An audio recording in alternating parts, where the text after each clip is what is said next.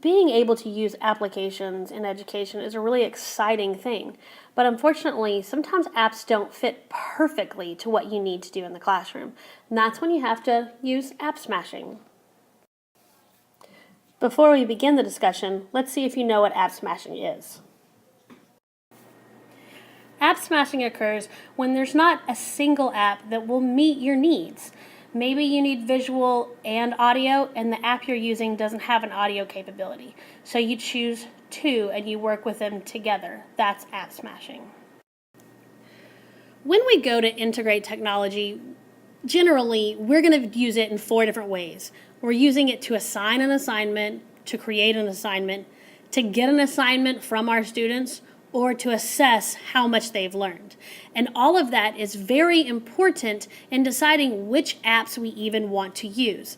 That's why when we say in instructional technology, instruction comes first. Think about what you're trying to do before you ever think about the app.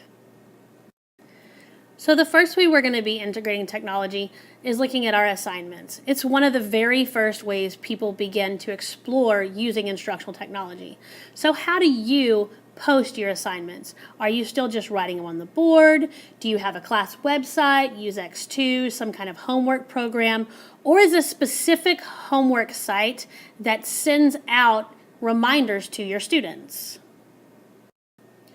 When we're deciding which type of technology to use to assign an assignment, it's really important that we think about our audience. What capabilities do our students have, and what kind of technology are they going to have at home? Because it makes a difference. Step number 1, decide should you use a pull technology or a push technology.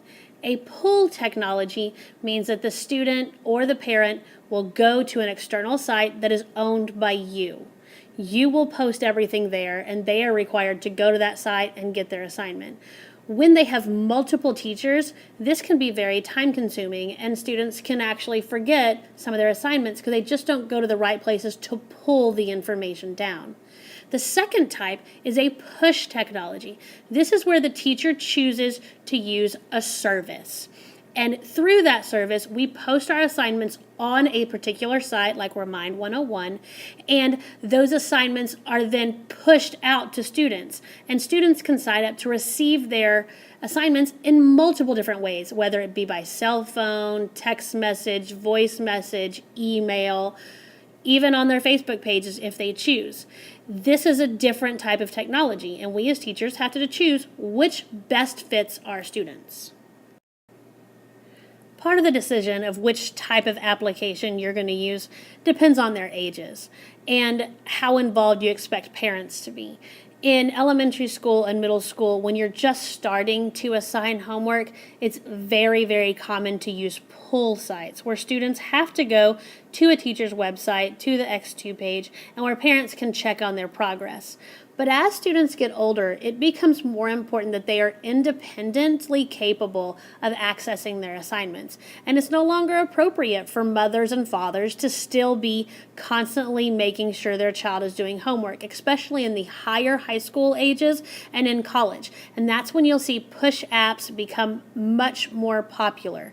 It is very appropriate in high school to try out some of the push apps, but schools often still require you to use some type of pull site so that parents can monitor the success of their students. The next area where students and teachers begin to use instructional technology is really in the creation portion of our lessons and explaining our learning. There is so much that we can do that it's really so far beyond word. It's almost comical if all we ever do is have our students write papers. They can create text products, image products, audio projects, even video projects, and never even need a camera. But what you have to do from the very beginning of your project is decide what are the requirements. What do you need them to do? And as long as you are very specific and stipulating what the requirement is for the project, giving your students freedom to choose the app that they're going to use to showcase their knowledge actually gives them the ability to become better problem solvers. So in this slide, I've created a few examples of what you could do. there are millions more. And as teachers, there's no way that we can become experts in all of them. But the moment that you say you have to make it with this app, you're taking ownership of that app, that you understand everything about that app. So as a teacher, especially when you're integrating new projects, I would find 1 or 2 apps that I'm very comfortable with that would weave through all of the different areas of assigning, creation, retrieving, and assessing, and stick with those to begin with, and then use ads as I become more comfortable in creating new, interesting projects. But don't limit yourself. Don't find out 2 and then stop there.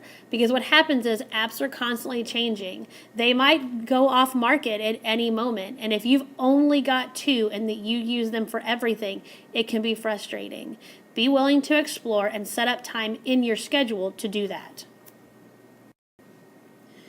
The third step that teachers and students use instructional technology for is really how we're sharing information, how teachers are going to be able to retrieve a project from their students.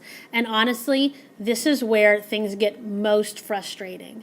Students and teachers are willing to try out a new project and then at the end think, oh, wait a minute, how am I supposed to turn it in? This is the area where you're going to app smash the most. I would suggest getting very comfortable with Evernote, Google Docs, Dropbox, YouTube. These 4 particular applications and sites will allow you to move projects back and forth the most simply. Honestly, if you don't think about how you are going to retrieve the project before you begin, you're going to face a lot of frustration.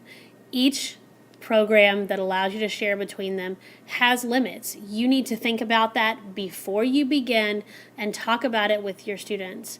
If you don't, this is where the frustration level is going to happen. It is also going to be where students make bad decisions in their privacy, and it sets them up for ridicule or stress later down the road. Assessing student progress is one of the areas that we find the most success in using instructional technology. We can use several applications to do formative assessments. Socrative, Padlet, Poll Everywhere, Quizlet is going to give us a quick snapshot of what our student learned today. Did they understand what we did today? A quick little quiz showing you what you might need to reteach tomorrow is helpful to have. You can also create quizzes where students can review what they're doing at home as well. The other way we can use it is for summative assessment. Whether we're using online testing through Quizstar or by creating rubrics, we're able to showcase students exactly what we need them to know.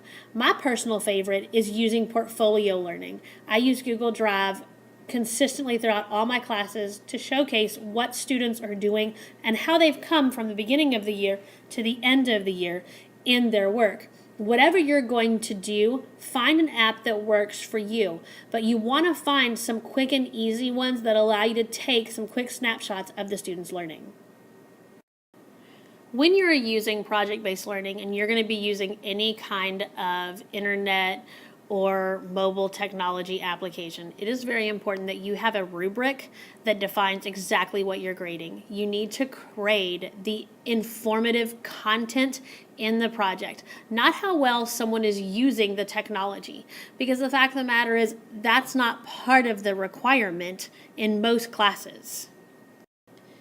And what happens is sometimes we give bonus points because it's a pretty package, but it might not have taken them very much time to create this, and it might not even be showcasing that they learned anything.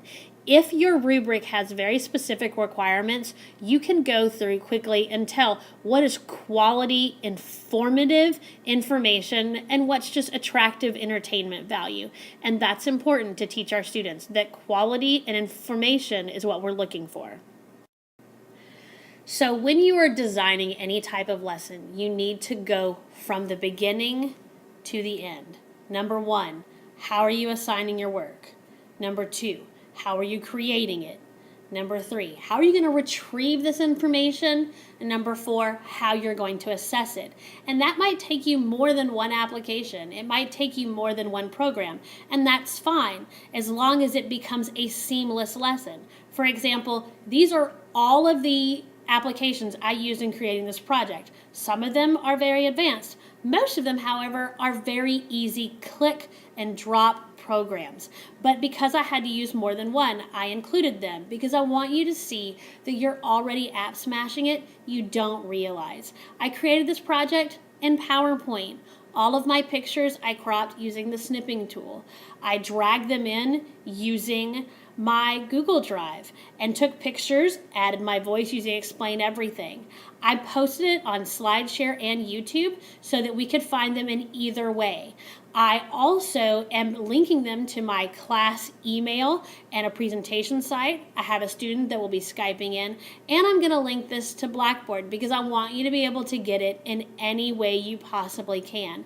And most importantly, I need to make sure you're ready to do this in your classroom. So I've used 3 different forms of assessment. I start at the beginning with a pre-assessment. Do you even realize that you know what app smashing is?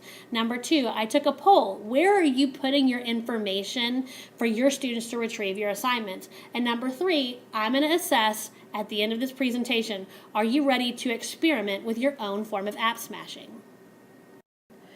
So hopefully now you know what app smashing is. And since you've already been lesson planning and looking for a way to integrate technology, you should have a couple ideas of where technology will fit into a lesson that you're planning on teaching in the near future. So what I would like you to do is please navigate to this link. It's a link to a program called Padlet, where you can add virtual sticky notes to showcase your ideas so that we can have a discussion about the apps we're each interested in learning.